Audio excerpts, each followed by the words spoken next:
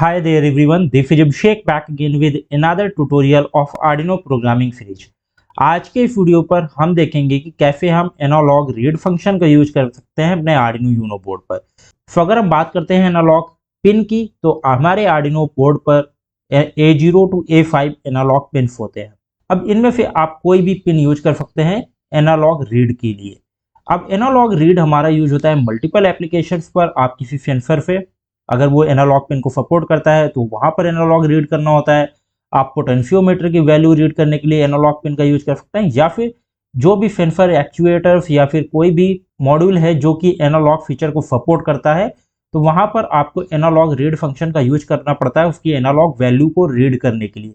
अब ये होता है बहुत से केस में, आप पोटेंशियोमीटर से जब भी वैल्यू लेते हैं तो एनालॉग रीड फंक्शन का यूज करते हैं। और सेकंड बहुत ही बेस्ट एग्जांपल्स हैं कि आप मल्टीपल सेंसर्स जो आते हैं वो सेंसर्स आपके एनालॉग फीचर्स को भी सपोर्ट करते हैं, कि जहां पर हमको A0 पिन होता है वहां पर और उसकी वैल्यू को रीड करना होता है, तो हम आर्डिनो के अंदर यूज करते हैं एनालॉग रीड फंक्शन का।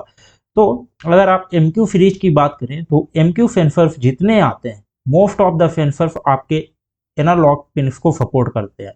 तो जो भी सेंसर्स हैं, गैस डिटेक्टर सेंसर्स हैं, वहां पर A0 पिन होता है और उसको हम रीड करते हैं by using analog read function. तो आज की वीडियो पर हम देखेंगे कैसे आप पोटेंशियोमीटर के वैल्यू को रीड कर सकते हैं by using an analog read function. तो जब भी हम यूज करते हैं तो सबसे पहले हमको यहाँ पर पिन मोड डिक्लेयर करना होता है।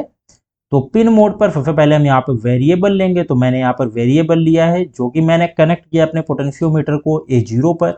पोटेंशियोमीटर पर 3 पिन होते हैं। The first pin is that VCC pin, second pin is output pin. तो हमारा आउटपुट पिन कनेक्ट हुआ है A0 के साथ में। VCC connect to 5 volt and ground is also connected to the ground. और यहाँ पर हमने दूसरा वेरिएबल लिया है इंट पॉट वैल्यू, जो कि हमारी एनालॉग रीड की वैल्यू को स्टोर करेगा। पिन मोड के अंदर हमने यहाँ पर 2 पैरामीटर पास करने होते हैं। सो यहाँ पर हमने फर्स्ट पैरामीटर पास किया है पिन मोड या फिर वेरिएबल का नेम, एंड सेकंड पैरामीटर हमारा मोड होता है। तो हमने यहाँ पर इनपुट दिया हुआ है, बिकॉज हम एनालॉग की वैल्यू को रीड कर रहे हैं तो इनपुट देना होगा। और इसके बाद वाइड लूप की बात करें तो हमने यहाँ पर, अब यहाँ पर मुझको इंट देने की जरूरत नहीं है बिकॉज हमने पहले ही डेटा टाइप उसका दे दिया है। एंड पॉट वैल्यू पर हमने एनालॉग रीड फंक्शन को रीड किया और उसके अंदर एनालॉग A0 को पास किया, पॉट को पास किया वेरिएबल को।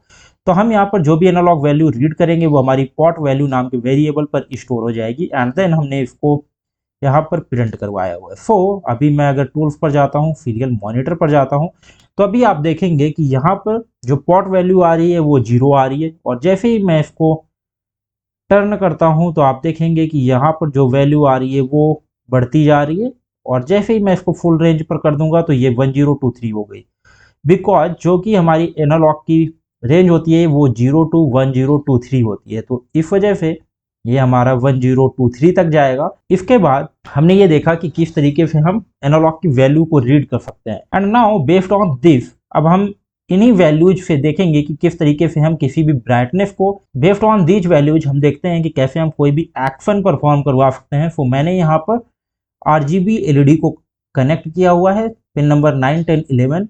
ये पिन होते हैं हमारे PWM pin. PWM is stand for pulse with modulation, जो कि हमारा यूज होता है ब्राइटनेस को कंट्रोल करने के लिए ड्यूटी साइकिल के अकॉर्डिंगली, किसी भी मोटर की स्पीड को कम ज़्यादा करने के लिए, फैन की स्पीड को कम ज़्यादा करने के लिए, या फिर ब्राइटनेस की स्पीड को कम ज़्यादा करने के लिए।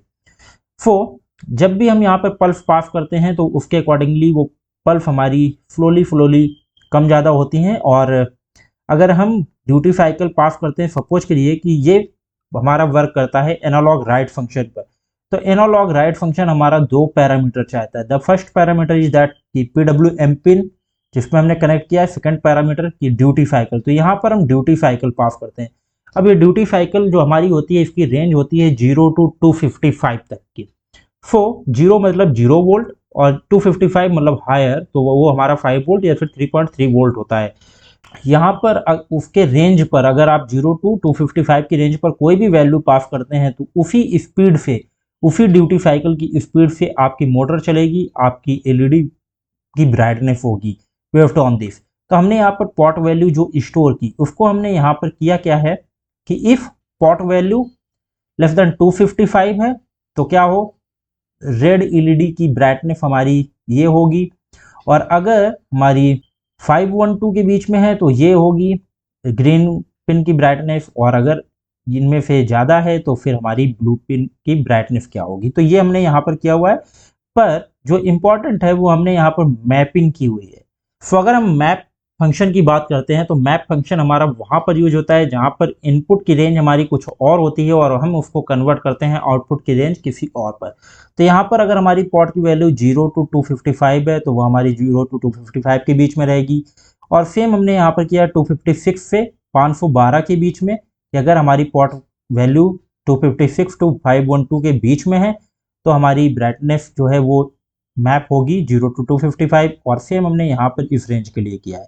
तो मैप फंक्शन का वहाँ पर यूज होता है कि यहाँ पर दो पैरामीटर बेसिकली पास होते हैं, कि पहले तो वो पिन पास होता है जिस पर हम करवाना चाहते हैं, और यहाँ पर इनपुट पास होता है और यहाँ पर आउटपुट पास होता है। तो जो इनपुट होगा, इनपुट को हमको जिस आउटपुट रेंज पर वैल्यू चाहिए उसको हम यहाँ पर पास करते हैं। कि सपोज मैं इसको मैपिंग करवाना चाह रहा हूँ इस रेंज पर, तो ये इस रेंज पर आ जाएगा, इनपुट जो हमने दिया वो आउटपुट की रेंज पर आ जाएगा। तो वहाँ पर मैप फंक्शन हमारा बहुत ही ज़्यादा यूज होता है।